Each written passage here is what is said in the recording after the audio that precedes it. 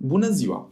În continuare vă vom prezenta o metodă de predare de la distanță folosind platforma educațională MyCoolio și soluția pentru lucrul în echipă de la distanță Microsoft Teams, recomandată de Ministerul Educației.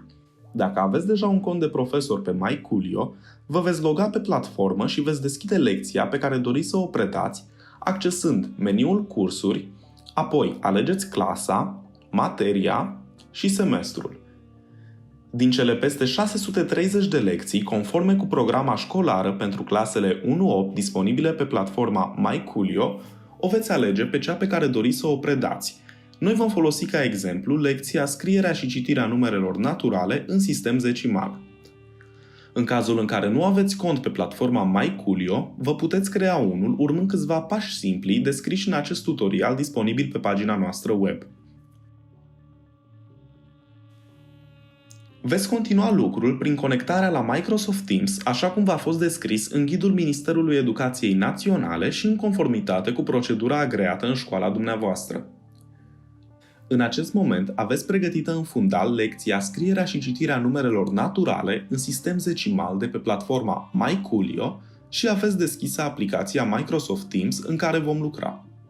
Veți apăsa butonul Calendar și apoi, în noua fereastră deschisă, veți face click pe butonul New Meeting, adăugând în primul câmp de sus titlul lecției pe care o veți preda.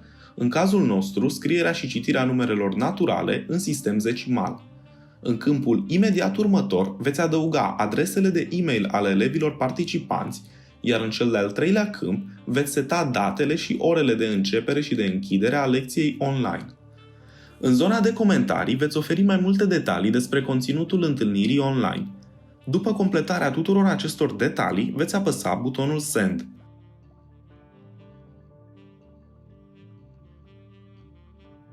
În acest moment, vă aflați din nou în zona de calendar, unde veți regăsi întâlnirea stabilită și veți edita prin click dreapta Edit detaliile de accesare a acesteia. Tot din această fereastră veți face click pe Meeting Options pentru a aloca posibilitatea de a fi prezentator al întâlnirii doar dumneavoastră, urmată de salvarea acestor modificări prin click pe butonul Save. Veți accesa din nou din calendar întâlnirea dumneavoastră și veți face click pe butonul Send Update pentru a actualiza această setare către elevi. Presupunând că este aproape timpul prezentării online a lecției dumneavoastră, veți accesa întâlnirea din calendar și veți face click pe butonul Join pentru a putea participa la aceasta. Și elevii participanți la lecție se vor alătura prezentării prin click pe linkul primit în e-mailul dumneavoastră. Pentru ca lecția să decurgă în condiții bune, fără distragerea atenției participanților de la materia predată, recomandăm folosirea opțiunilor Dezactivare sonor participanți și Turn off incoming video.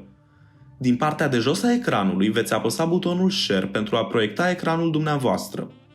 Totodată, veți putea înregistra lecția folosind butonul Start Recording din meniul More Actions din partea de jos a ecranului.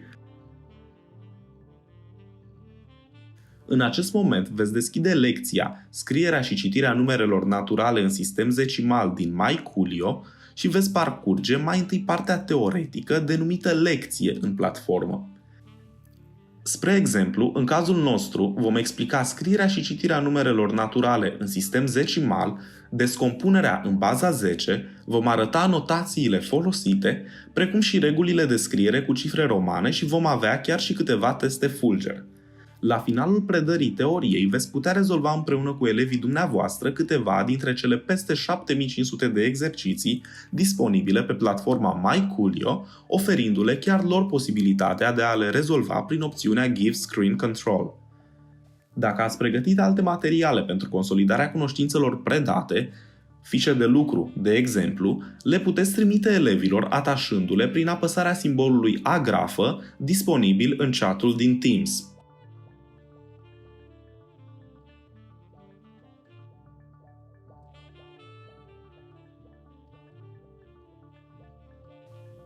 Toate materialele și funcționalitățile care țin de platforma MyCoolio prezentate până în acest moment în cadrul videoclipului sunt disponibile gratuit tuturor învățătorilor, institutorilor, profesorilor de învățământ primar și celor de ciclu gimnazial, de limba română și matematică, precum și de geografie de clasa a 6-a din România pentru predarea la distanță.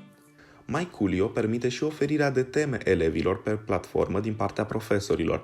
Pentru a putea rezolva temele de pe platforma MyCoolio, copiii trebuie să aibă un abonament plătit. Aceștia pot fi înscriși într-o clasă de către părinți sau de către profesori prin editarea conturilor copiilor.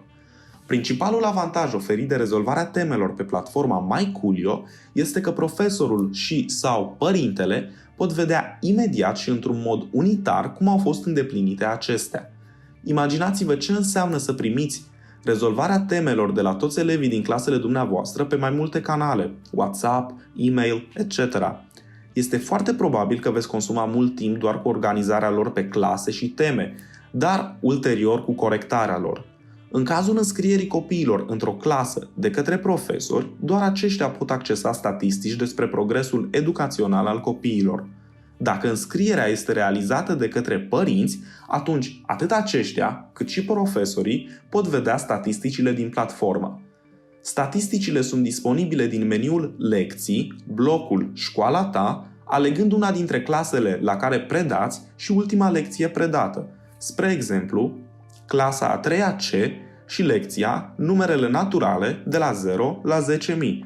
Apoi, din meniul din stânga, selectați exerciții de nivel 1 și în noua fereastră deschisă faceți click pe rapoarte. Pentru o privire de ansamblu asupra corectitudinii rezolvării exercițiilor de către toți elevii clasei, alegeți raportul Right Answers Report. Astfel, veți putea evalua dintr-o privire munca elevilor dumneavoastră. În baza activității dumneavoastră pe platformă, veți primi o adeverință pentru folosirea tehnologiei e-learning pe care o puteți atașa la dosarul personal. Spor la lecții de la distanță cu MyCoolio.